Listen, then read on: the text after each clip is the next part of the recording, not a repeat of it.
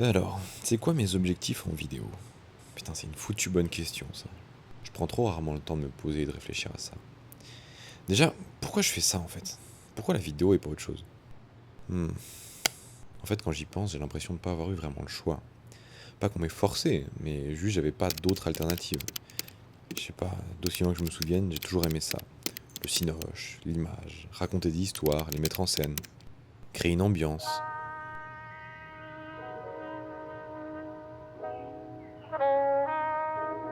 Depuis que je suis gamin, c'est un truc qui me colle à la peau comme un chewing-gum sous la semelle. J'ai l'impression que j'avais pas vraiment d'autre alternative. J'avais aucune autre passion, et même si scolairement je savais que je m'en sortais correctement, j'étais trop paresseux pour m'engager dans une filière d'excellence. Médecine, ingénieur, le genre de taf qui rend tes parents fiers. Enfin, en tout cas plus fiers que quand ils disent à leurs amis que leur fils est troubadour.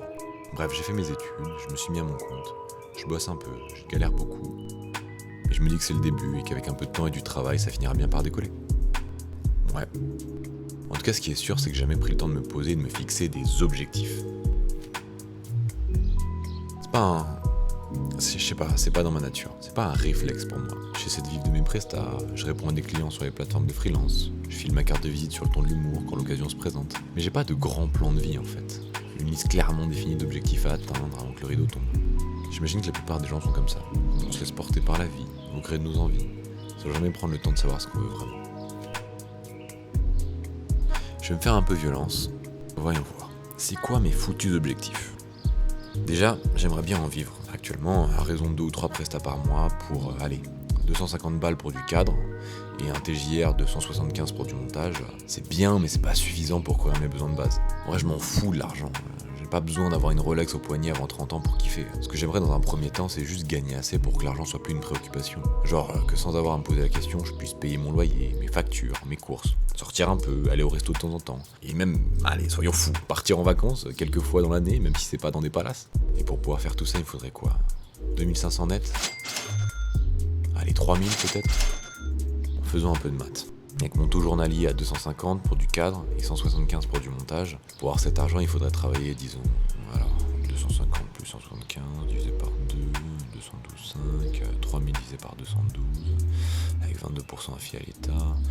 Allez, ça fait en gros, pour arriver à 3000, 17 prestations.